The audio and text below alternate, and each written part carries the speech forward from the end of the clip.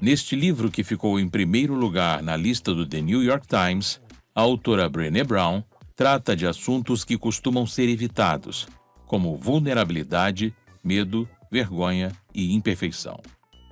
Com seu texto, Brown busca mostrar aos leitores que a vulnerabilidade não é uma fraqueza, mas sim a melhor definição de coragem. Quando fugimos de emoções complicadas como o medo e a decepção, também nos fechamos ao amor, aceitação e à criatividade. Por isso, a autora propõe lidar com estes dois lados da moeda para se ter uma vida plena.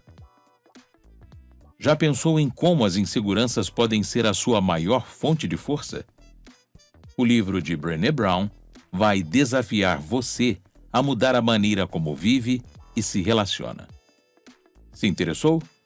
Então, separe um tempo e acompanhe o nosso texto. A cultura de não ser bom o bastante. A autora inicia o seu primeiro capítulo expondo uma opinião popular. O mundo está cada vez mais narcisista. Enquanto os leigos usam o termo narcisismo para diversas situações, desde uma atitude arrogante até uma grosseria, os pesquisadores têm analisado o conceito de todas as formas possíveis. Alguns estudiosos analisaram as músicas que ficaram no topo das paradas nos últimos 30 anos e concluíram que boa parte dessas canções tem uma tendência para o narcisismo e hostilidade. A diminuição expressiva do uso de nós e nosso, e um aumento no uso de eu e meu. Declínio das palavras relacionadas à solidariedade e emoções positivas. Aumento das palavras relacionadas à ira e comportamentos antissociais, como ódio e matar. Outros pesquisadores também argumentaram que a incidência de personalidade narcisista mais que dobrou nos Estados Unidos nos últimos 10 anos. Com uma sociedade cada vez mais egoísta, nossa primeira inclinação é a de curar quem atua desta forma e o colocar em seu devido lugar. O que muita gente não compreende é que não se cura o narcisismo apontando defeitos e imperfeições. O narcisismo pelas lentes da vulnerabilidade. Ao analisar o narcisismo pelo ponto de vista da vulnerabilidade, podemos enxergar esta prática como o medo da humilhação de ser alguém comum. Aquele receio de nunca se sentir bom o bastante para conquistar os seus objetivos, ser notado, amado ou aceito. Quantas vezes você inconscientemente já pensou no que fazer para ter uma quantidade maior de curtidas no Facebook ou no Instagram? O desejo de acreditar que o que estamos fazendo tem importância é facilmente confundido com o estímulo para sermos extraordinários. O problema de nunca ser bom o bastante. Você já ouviu falar na escassez? No âmbito psicológico, a escassez é a sensação de nunca ser ou ter o bastante. Basta analisar como passamos parte dos nossos dias. É comum nos deparar que estamos sempre reclamando ou nos preocupando com algo que não temos ou somos em quantidade ou grau suficiente. O que torna esta avaliação diária tão dolorosa é que estamos sempre comparando a nossa vida, em todos os aspectos, com uma visão de perfeição inatingível propagada pela mídia. Também nos comparamos com a visão ficcional de quanto alguém próximo de nós já conquistou e até com a nostalgia do passado. A escassez atua com 3 componentes: a vergonha, comparação e desmotivação.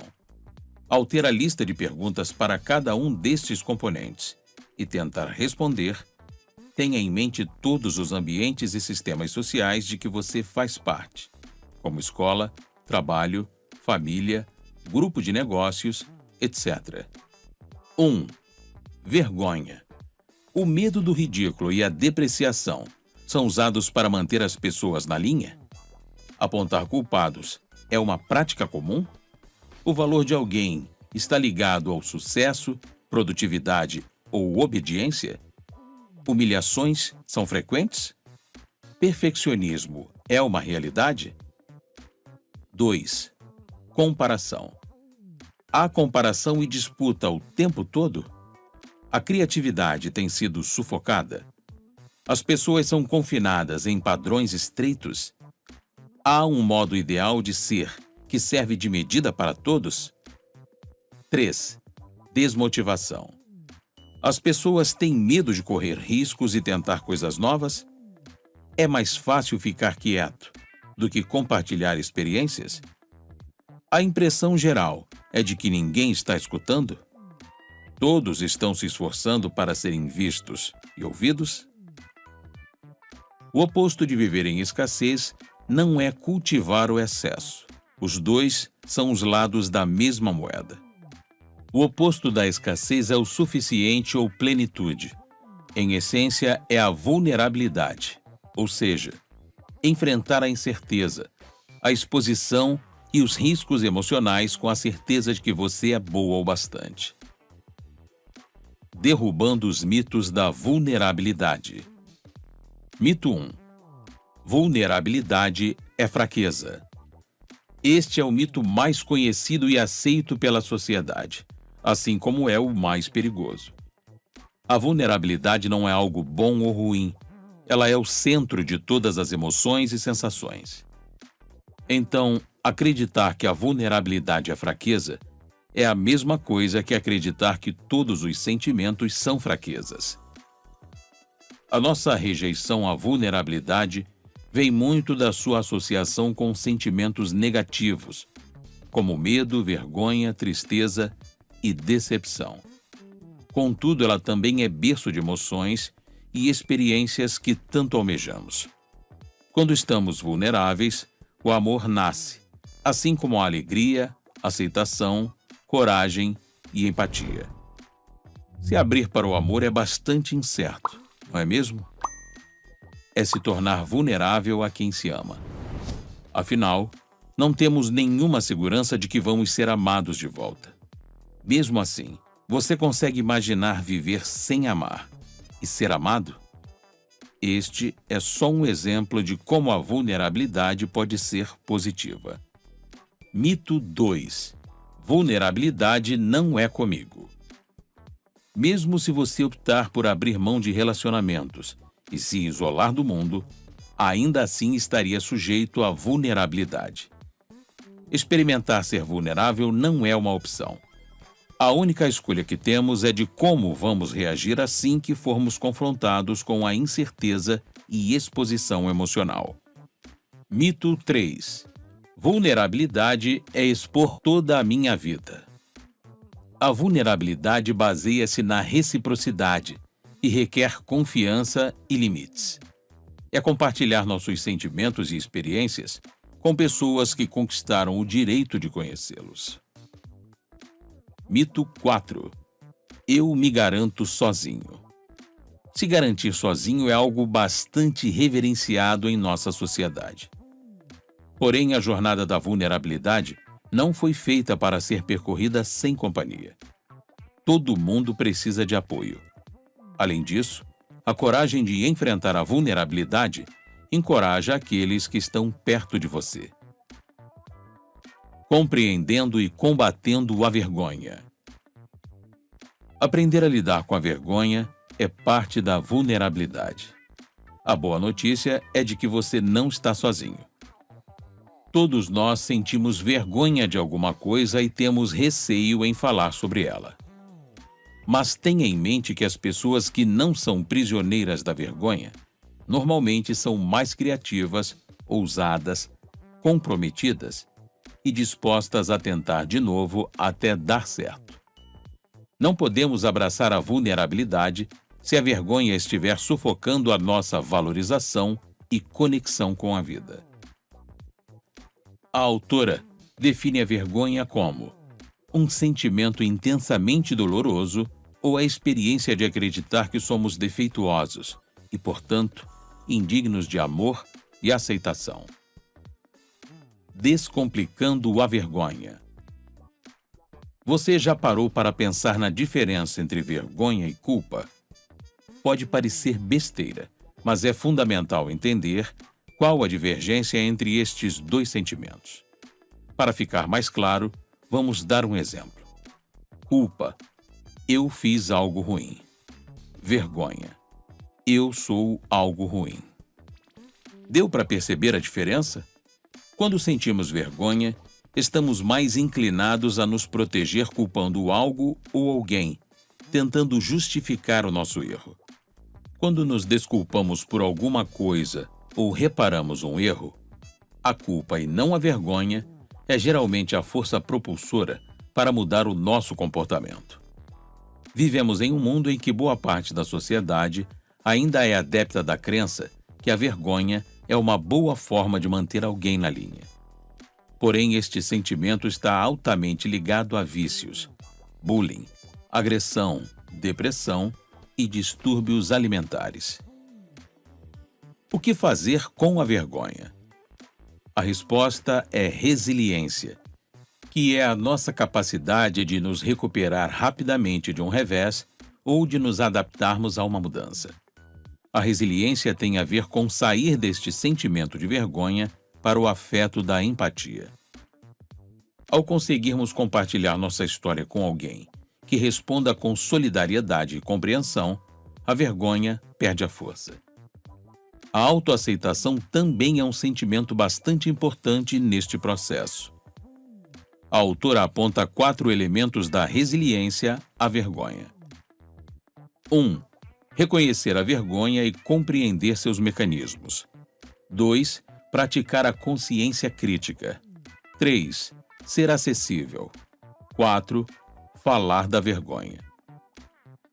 Geralmente, quando a vergonha se instala, ela ativa a parte do nosso cérebro que corre, se esconde ou luta bravamente.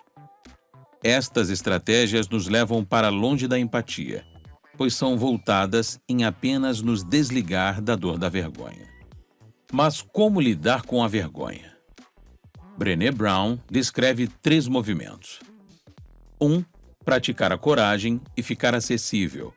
Compartilhe a experiência com alguém que tenha conquistado o direito de ouvi-la. 2. Conversar consigo mesmo da maneira que faria com alguém que você amasse e estivesse tentando encorajar no meio de um desastre. 3. Assumir o que aconteceu. A vergonha também se alimenta do segredo. O professor James Pennebaker, da Universidade do Texas, concluiu a partir de um estudo que não revelar o acontecimento traumático pode ser mais prejudicial do que o próprio acontecimento. Arsenal contra a vulnerabilidade. Vamos usar máscaras e armaduras como metáfora para esconder a vulnerabilidade. Enquanto a máscara nos dá sensação de segurança, a armadura faz com que a gente se sinta mais forte. O engraçado é que, apesar de protegermos a nossa própria vulnerabilidade, nos sentimos frustrados quando encontramos alguém protegido por máscaras e armaduras. Escudos universais contra a vulnerabilidade. 1. Escudo da alegria como mau presságio. Em uma cultura de profunda escassez, ou seja, nunca se sentir seguro ou certo o bastante, a alegria parece uma farsa. Sabe quando pensamos, as coisas estão indo bem, algo de errado vai acontecer? De acordo com a pesquisa da autora, isso acontece porque a felicidade nos deixa vulneráveis. A gratidão é como um antídoto para a alegria como mau presságio. As pessoas que foram pesquisadas pela Brené Brown disseram como praticam a gratidão. Geralmente elas mantêm diário e até realizam cultos com a família dizendo pelo que são gratos. 2. O escudo do perfeccionismo. O perfeccionismo não é o caminho que nos leva aos nossos talentos ou sentidos da vida. Ele é um desvio perigoso. Ele não é uma busca pela excelência, e sim um método de defesa. É a crença de que se fizermos algo com perfeição, podemos diminuir ou evitar a dor da culpa e da vergonha. Também é autodestrutivo, já que não existe nada perfeito. Para ficarmos livres da perfeição, é preciso caminhar uma longa jornada, que sai do que as pessoas vão pensar para eu sou bom o bastante. Este é um caminho que começa com resiliência à vergonha, amor próprio e aceitação. É preciso aceitar a verdade sobre quem somos, de onde viemos, em que acreditamos e na natureza imperfeita de nossa vida. Precisamos pegar leve nas cobranças e apreciar a beleza de nossas falhas e imperfeições. 3. O escudo do entorpecimento. Uma das principais estratégias do entorpecimento é a de viver loucamente atarefado. A nossa sociedade aceitou a ideia de que, se estivermos sempre muito ocupados, a verdade não nos alcançará. Estatísticas comprovam que há poucas pessoas que não são afetadas por um vício.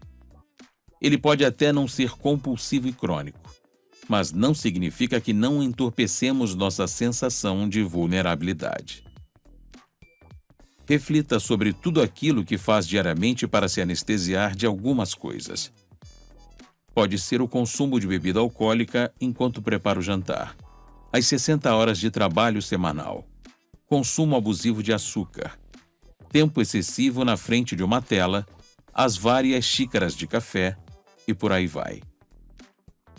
De acordo com a pesquisa da autora, a necessidade do entorpecimento vem da combinação de 3 fatores: vergonha, ansiedade e isolamento. Ela também enumera algumas estratégias para combater este mal. 1. Aprender como realmente vivenciar os sentimentos. 2. Ficar atento sobre os comportamentos entorpecentes. 3. Saber lidar com o desconforto das emoções difíceis. Escudos menos usados. 1. O escudo viking ou vítima. Ainda em sua pesquisa, Brené Brown identificou um grupo de pessoas que não viam utilidade na vulnerabilidade. Estes entrevistados acreditavam que todo mundo, sem exceção, fazia parte de uma destas 2 equipes mutuamente exclusivas. 1. Vítimas. Tolo que está sempre passado para trás e não consegue se impor. 2. Viking. Alguém que enxerga a vitimização como ameaça, então se mantém no controle e nunca demonstra vulnerabilidade. Escudos de superexposição. Lembrando que superexposição não é vulnerabilidade. Na verdade, ela pode causar isolamento, artificialidade e desconfiança.